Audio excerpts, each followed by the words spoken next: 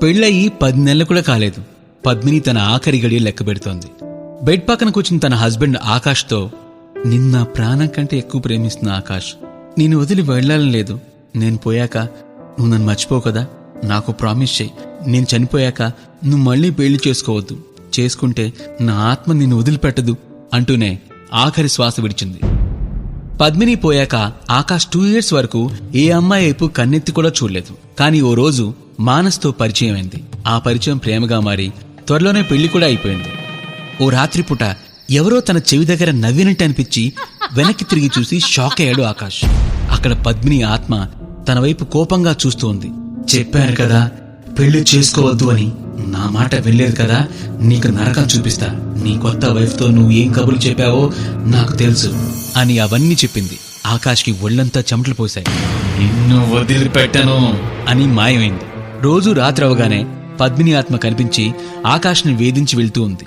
ఇక భరించలేని ఆకాష్ తనకు తెలిసిన ఒక స్వామీజీ దగ్గరికి వెళ్లి విషయం అంతా చెప్పాడు. స్వామీజీ కొంచెం ఆలోచించి, ఈ ఆత్మ బాగా తెలివైంది. అవును స్వామీజీ, అందుకే నా మనసులో మాటలు కూడా చెప్పేస్తుంది. ఎలాగైనా సరే మీరే నన్ను కాపాడాలి భయపడుతూ చెప్పాడు ఆకాష్. నువ్వేం భయపడద్దు, ఈసారి ఆ ఆత్మ వచ్చినప్పుడు నేను చెప్పినట్టు చెయ్యి స్వామీజీ అని ఏం చేయాలో చెప్పి పంపించాడు. ఆ రోజు రాత్రి కూడా పద్మిని ఆత్మ వచ్చింది. కానీ ఈసారి ఆకాష్ భయపడలేదు. నువ్వు తెలివైన దానివే, నేను నా వైఫ్ని కూడా వదిలేస్తాను, కానీ నువ్వు నా క్వశ్చన్ కి ఆన్సర్ చేస్తేనే, చెప్పలేకపోతే నువ్వు నన్ను ఎప్పటికీ ఇబ్బంది పెట్టకూడదు సరే అంది పద్మిని ఆత్మ.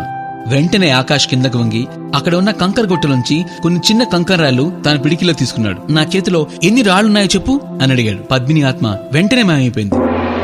ఆ తర్వాత ఎప్పుడు కూడా ఆకాష్ని ఇబ్బంది పెట్టలేదు. కొన్ని డేస్ తర్వాత ఆకాష్ స్వామీజీ కలిశాడు. స్వామి, మీరు చేసిన హెల్ప్ కి నేను జీవితాంతం రుణపడి ఉంటాను, కానీ ఆ ప్రశ్నలో ఏముంది, ఆ దయ్యం వెంటనే అదృశ్యమైంది అని అడిగాడు. దానికి స్వామీజీ నవ్వి, అసలు దయ్యం అంటూ ఉంటే కదా.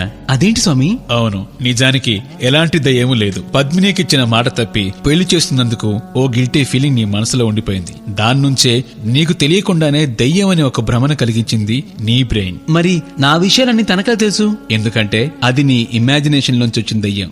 నీకేం తెలుసో దానికి అది తెలుసు. అందుకే నిన్ను కంకర్రాల ప్రశ్న అడగమంది. దానికి ఆన్సర్ నీకు కూడా తెలియదు. అందువల్లనే నీ ఇమాజినరీ డెవిల్ ఆన్సర్ చెప్పలేదు. నీ బ్రెయిన్ నీకు తెలియకుండా కలిగిస్తున్న ఇల్యూజన్ కూడా బ్రేక్ అయింది.